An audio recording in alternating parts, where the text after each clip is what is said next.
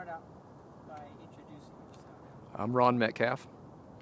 Live here in St. George, Utah since 1967. Can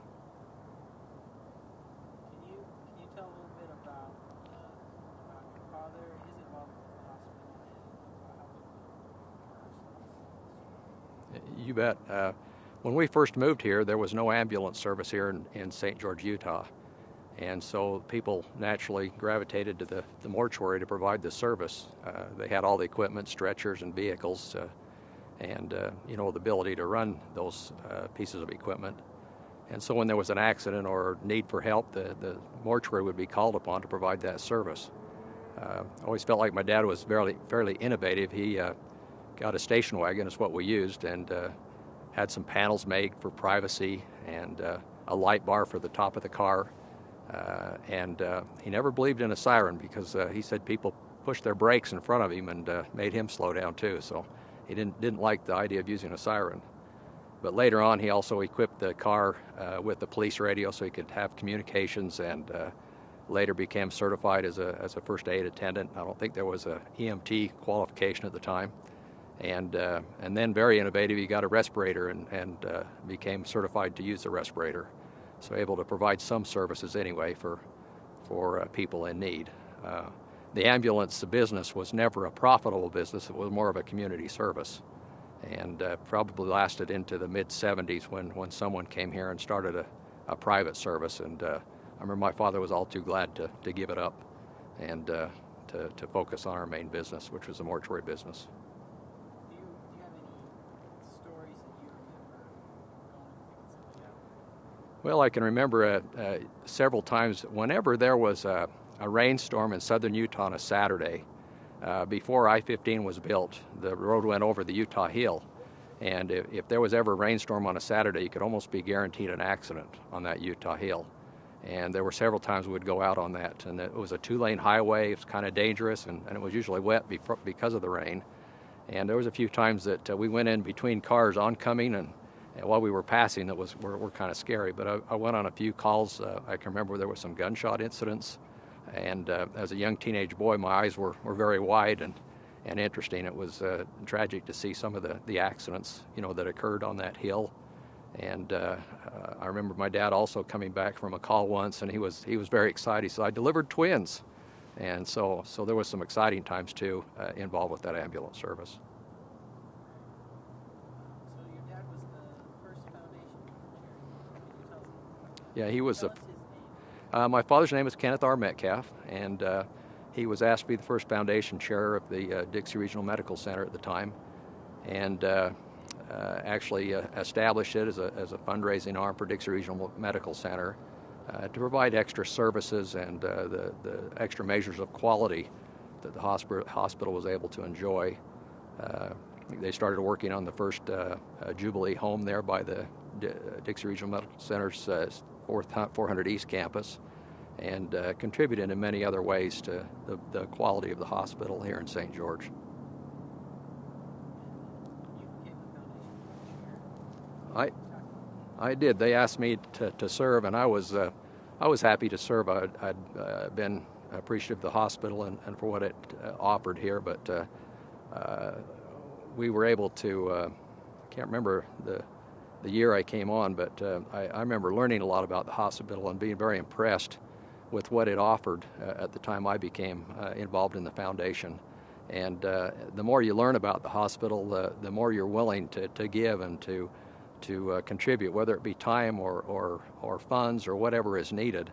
The quality, the dedication that you see from the healthcare providers, from the administration, from everyone that's involved there is an inspiration. They do an excellent job. They work together collaboratively, or in some areas you might see more of a competition. Here it's more of a collaborative effort to benefit the patient and the quality of care. So as we got together and was involved in other fundraisers for different quests each year, whether it be Women's and Children's or another Jubilee at Home at the new campus, or to build the new hospital that we have here now, it was easy to ask people, for help.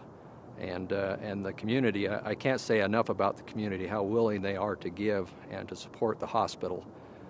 They realize the importance of it here in our community. And the community, because of their giving, whether it be time or means, have been very supportive of Dixie Regional Medical Center. And that's why it's here today, I believe. And as good as it is, that extra measure of giving, whether it be a few percent or 10%, has given us the extra quality measures that we enjoy today, and given us services and equipment to provide not only life-sustaining help here in St. George, but the better quality of life that we enjoy here as well. Great. So, can you just, looking back on your years growing up here, as a citizen in this community, how have you seen the growth of the hospital, and how has that helped the quality of life here? Gosh, it's grown exponentially. When I first moved here, there was the old Dixie Memorial Hospital, I believe is what it was called, and limited on beds. I think it had swamp coolers as their cooling system. There were limited physicians here, even if you did get to the hospital to be treated. And it's went from that into the 400 East campus, which continually was remodeled and added on. And then when we had the opportunity to have the marriage with Intermountain Healthcare, I remember the story, I believe it was 27 years ago, when one of our county commissioners handed the hospital over to Intermountain Healthcare. They did so with the charge to provide the best quality care that they possibly can, become a nationally recognized organization. And I believe Intermountain Healthcare has fulfilled this promise and continues to do so. They've come in and invested in our community along with the donors to make one of the best healthcare facilities and systems here in our area that we enjoy now today.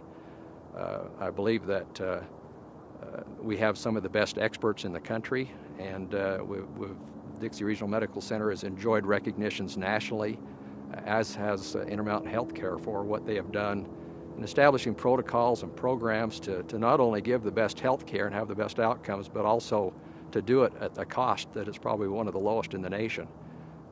It's interesting to find that some of the best outcomes don't equate with the most cost, but in fact some of by following the protocols and the information that they've been able to glean, they've been able to give the best care for the lowest possible price. And that's not to say healthcare prices are inexpensive, but if compared to the nation, ours that we enjoy here are fairly low for the outcomes that we enjoy. I don't know if that answered all your question or not. I don't know if I got sidetracked there a little bit, so. Yeah. You talked about what you see in the future of healthcare and the hospital. I see a lot of challenges in our future. Obviously, national healthcare system is going to give us some challenges. I do, however, feel that Intermountain Healthcare and Dixie Regional Medical Center are probably one of the best suited systems to apply some of those new laws and regulations of any system we have here in the nation. It's interesting as I'm have an opportunity to attend some of the meetings with administration of not only Dixie Regional Medical Center but Intermountain Healthcare system. Their desire is to continue to improve, continue to be better all the time, even though they've achieved great heights in what they provide as far as services and quality. They know and want to continue to do better, and they're committed to do that. They continue to invest not only in time and resources, but in their commitment level in having local people and people system-wide help in determining best practices and best efforts so that they can provide better services and better outcomes. I believe while those challenges of funds, will always exist, they're going to get tighter, and we'll have to do an even better job in the future. And I believe we're equipped to do so. I think Intermountain Healthcare has been recognized nationally as innovators in healthcare and providing the services that they do, and I believe that they'll do well in the service in the future. One thing I was very impressed with was Dixie, received a new hospital, And due to Intermountain Healthcare and also the community's efforts in giving and through philanthropy. And it wasn't as if Intermountain Healthcare just went away after that. They continued recruiting expertise in their medical care providers and people that could come in and grow the programs and make them even better than they were. They continued to invest in our community, providing the Health and Performance Center and some of the other tools that we're using to benefit the people of southern Utah. Dixie Regional Medical Center has truly become a regional hospital, and Intermountain Healthcare has plans in the future to continue excuse me, to invest in our community. And I think that goes to further fulfill their promise to Washington County. Probably need a drink of water. Excuse me. So I think while there's a lot of challenges in our future, I think Dixie Regional Medical Center and Intermountain Healthcare is well suited to meet those challenges, and in fact will probably lead the way in the nation in going forward.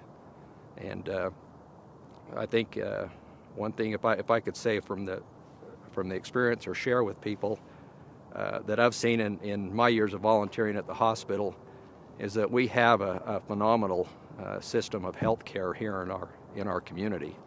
And I don't know that people understand or appreciate the quality that we have right here. They don't only save lives, which a hospital will do, but they increase the quality of lives here in southern Utah.